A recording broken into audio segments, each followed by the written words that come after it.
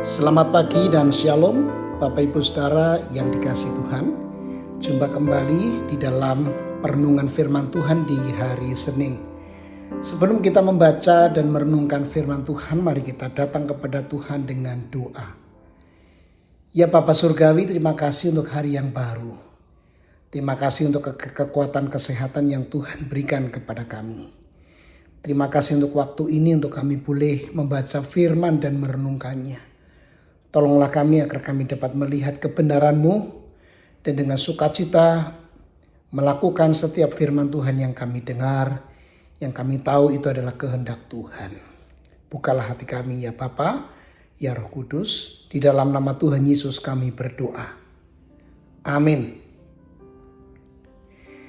Bapak Ibu Saudara, saya akan membacakan firman Tuhan dari Imamat 25 ayat 35, secara singkat saja saya bacakan demikian. Apabila saudaramu menjadi miskin dan seterusnya, engkau harus menolongnya. Bapak Ibu Saudara yang dikasihi Tuhan, dalam kehidupan sehari-hari kita sering bertemu banyak orang.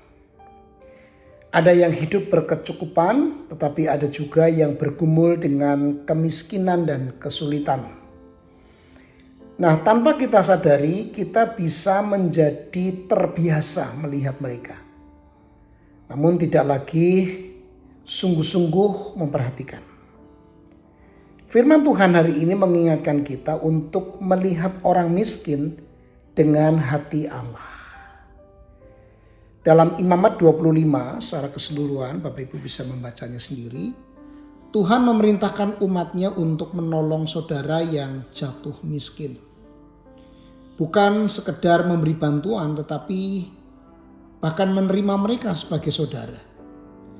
Tuhan berkata, jangan menolong demi keuntungan, tetapi karena takut akan Tuhan. Nah, mengapa Tuhan menekankan hal ini, Bapak Ibu Saudara? Karena setiap orang memiliki nilai dan martabat di hadapan Tuhan. Karena setiap manusia diciptakan segambar dan serupa dengan Allah sendiri. Orang miskin seharusnya bukan beban, bukan juga gangguan, tetapi adalah sesama yang dikasihi Allah. Nah, cara kita memperlakukan mereka menunjukkan apakah kita sungguh mengenal Tuhan atau tidak. Tuhan sendiri adalah Allah yang penuh belas kasihan. Kita tahu itu. Ia melihat penderitaan umatnya dan bertindak menolong dengan segera. Puncak dari belas kasihan itu kita lihat di dalam Tuhan Yesus Kristus. Alkitab sendiri berkata bahwa Yesus menjadi miskin supaya kita menjadi kaya oleh kasih karunia-Nya. Artinya kita telah menerima kebaikan Tuhan yang sangat besar. Karena itu Tuhan mengundang kita untuk membagikan kebaikan itu kepada orang lain. Bapak Ibu Saudara yang dikasihi Tuhan, firman Tuhan hari ini mengajak kita untuk merenung dan bertanya kepada diri kita sendiri. Apakah hati kita masih mudah tergerak oleh kebutuhan sesama? Atau kita mulai menutup diri dan bersikap acuh?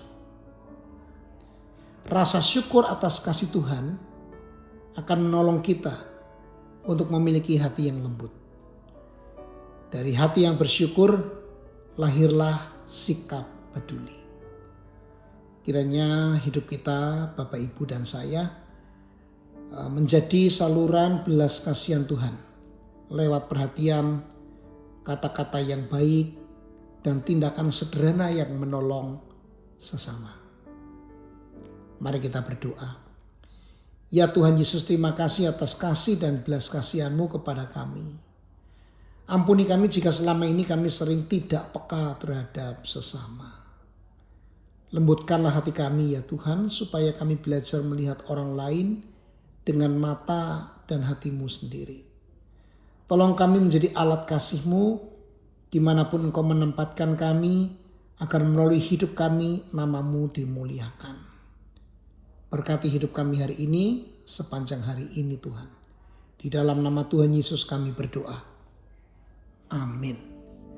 Selamat beraktivitas, Tuhan Yesus memberkati kita semua.